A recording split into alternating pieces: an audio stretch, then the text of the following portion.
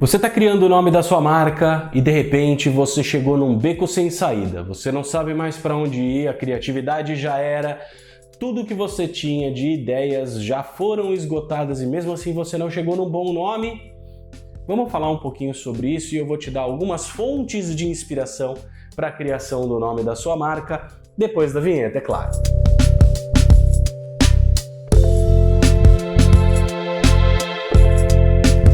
Fala meu querido e minha querida, seja muito bem-vindo ao canal da Salcio. Aqui no canal nós falamos tudo sobre o universo das marcas, falamos sobre naming, falamos sobre posicionamento de marca, identidade visual, verbal, eventualmente arquitetônica, sensorial, ou seja, tudo aquilo que faz parte do universo das marcas. Especificamente neste vídeo hoje falaremos sobre naming.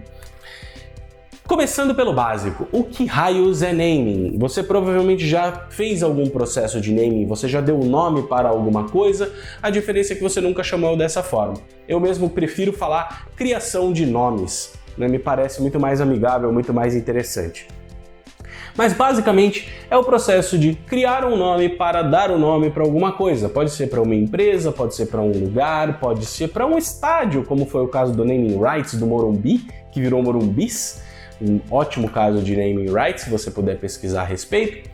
Mas assim, o grande ponto sobre naming é, quando a gente fala de naming para marcas, é importante que o nome da marca seja capaz de comunicar o seu posicionamento, seja capaz de comunicar aquilo que a marca quer representar na mente das pessoas.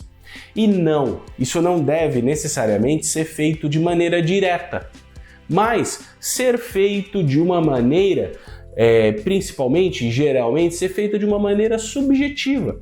Um nome que gera uma determinada percepção, um nome que gera uma determinada sensação. É o que nós procuramos quando a gente fala de um processo de criação de nomes.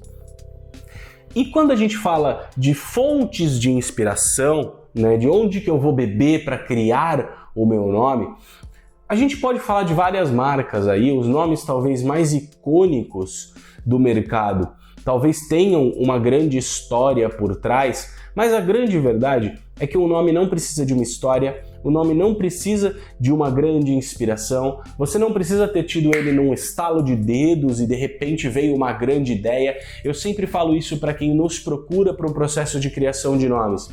Não espere que eu tenha um grande insight, porque eu nem sou uma pessoa tão criativa assim. Eu foco no processo. O meu trabalho é justamente não depender de criatividade para que, independente da minha criatividade, a gente tenha um bom nome. Mas assim, a grande fonte de inspiração, mesmo dentro da nossa metodologia, sempre será o posicionamento da marca e os seus elementos, ou seja, qual é a percepção que a marca quer construir na mente das pessoas? Como a marca quer ser vista no mercado? Ela é uma marca descolada? Ela é uma marca despojada? Ela é uma marca divertida? Ela é uma marca mais séria? Percebe como esses pontos já trazem para a gente algumas questões. Quais são as associações que cada uma dessas coisas pode gerar na mente das pessoas? Tem um vídeo que eu acho muito bom no canal da Forasteiro, onde ela traz um pouco aí do seu processo de naming, fazendo o processo associativo, que a gente usa aqui às vezes também o processo, e eu acho muito produtivo, mas ele depende bastante de criatividade ainda, mas de criar conexões entre palavras. Então quando eu penso em voo, o que eu penso? Eu penso numa andorinha. Quer dizer que o nome da sua marca vai ser Andorinha? Não necessariamente, mas pode. E aí pensando e criando associações, quanto mais distantes e ainda conectadas ao primeiro, mais interessantes e mais possíveis você vai ter, mais possibilidade você vai ter de criar um nome que realmente te diferencie. Mas percebe, sempre parte da percepção que eu quero construir na mente das pessoas. Nunca parte do nada, nunca sai do nada, nunca sai de uma ideia, sai de um posicionamento pré-determinado. Qual é a percepção que eu quero gerar na mente das pessoas? Esse é o grande ponto, essa é a grande fonte de inspiração. Aqui na Salcio, quando a gente faz um processo de naming, a gente inclui dentro do processo de naming uma coisa que a gente chama de essência de marca, que é um micro posicionamento, onde a gente vai ter ali a definição dos atributos da marca e do seu principal benefício a ser comunicado.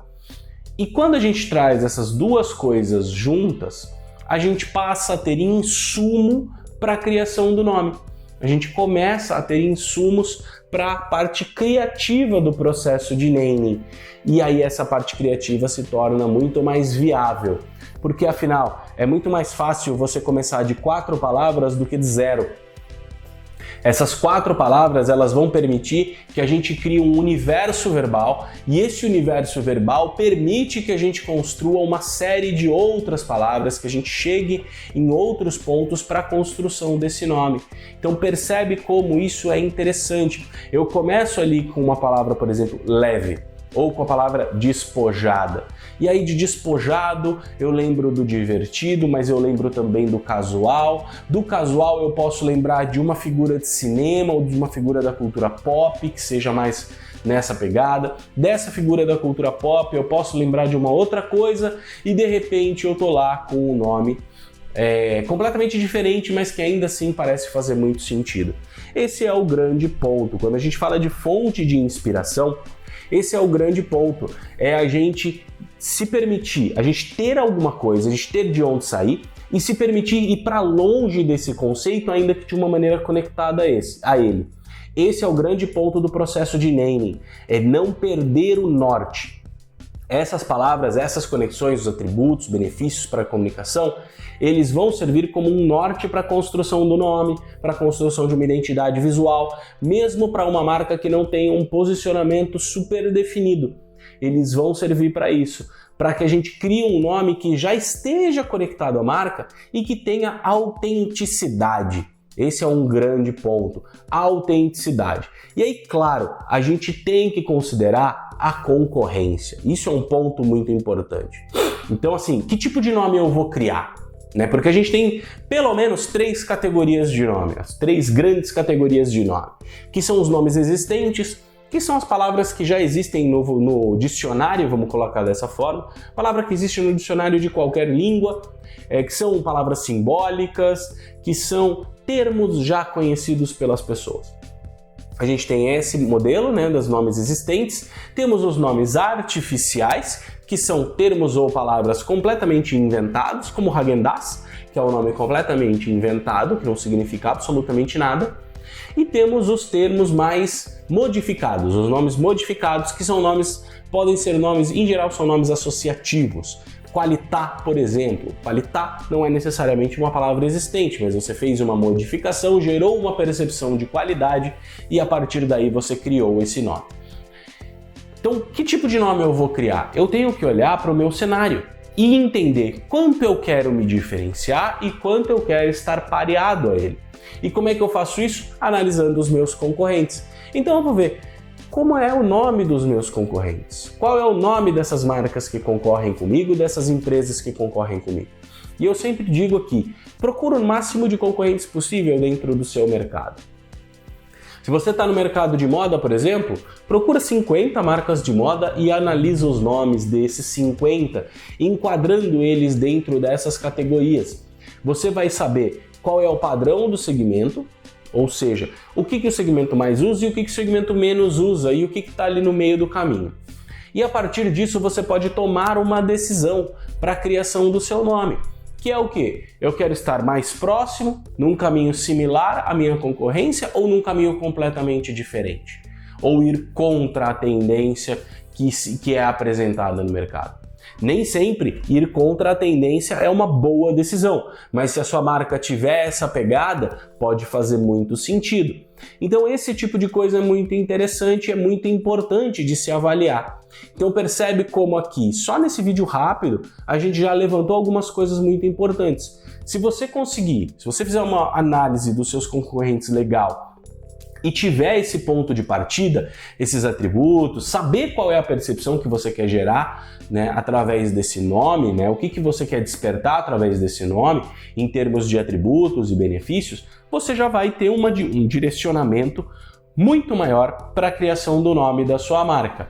E aí a gente tem o último item que dá para falar aqui no vídeo de uma maneira mais aberta, que é a questão jurídica, que é o seguinte: você foi lá e criou o nome da sua marca, você chegou naquele nome bacana, você considerou concorrentes, escolheu o caminho que você queria ali, seja de disrupção, seja de estar no mesmo, de paralelismo, né, de estar em paralelo com seus concorrentes, definiu os seus atributos, criou o nome, esse nome é conectado com esses atributos, ele comunica aquilo que você quer, beleza, você colocou ele na sua empresa está rodando, está virando, está a 1000 por hora, e de repente chega em você um processo de que você está usando um nome que você não pesquisou um concorrente que tinha aquele nome, que está na mesma classe que você, e chega uma notificação extrajudicial te mandando trocar de nome em até 72 horas. Caso contrário, você será processado. E aí, o que acontece? Aí é que entra o grande ponto. Quando você faz um processo de naming, e é uma coisa que a gente faz aqui na Salcio, uma das etapas mais importantes ali no final do processo é justamente a validação jurídica desse nome. É você ter um parceiro, se você é um empresário, tem um advogado especialista em registro de marca. No nosso caso, nós temos alguns parceiros para quem nós indicamos os nossos clientes que são especialistas em registro de marca, que vão fazer a chamada análise de viabilidade do registro da marca.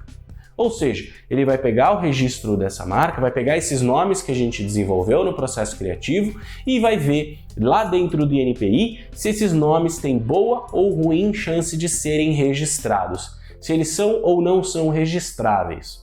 E aí, a partir disso, se o nome for registrável, isso é um sinal verde, nós podemos seguir com ele, mas faça o registro do nome. A gente sempre fala sobre isso. Não estou aqui nesse vídeo para falar sobre critérios técnicos de registro de marca, esse não é o nosso objetivo. No entanto, é muito importante que se considere esses critérios na hora de fazer a definição do nome da sua marca. E aí, você gostou desse vídeo? Se você curtiu o vídeo, faz o seguinte: já que você curtiu, clique em curtir, primeira coisa, né? Se inscreve aqui no canal, clica aqui no se inscrever no canal, ativa as notificações para você sempre receber os nossos vídeos, comenta aqui embaixo se esse vídeo te ajudou, né? Se ele te ajudou aí a resolver o seu problema na hora da inspiração para criar o nome da sua marca. Se ele não te ajudou, chama a gente para bater um papo, quem sabe a gente não te ajuda a criar esse nome de uma maneira mais efetiva. E já sabe o procedimento aqui do canal, né?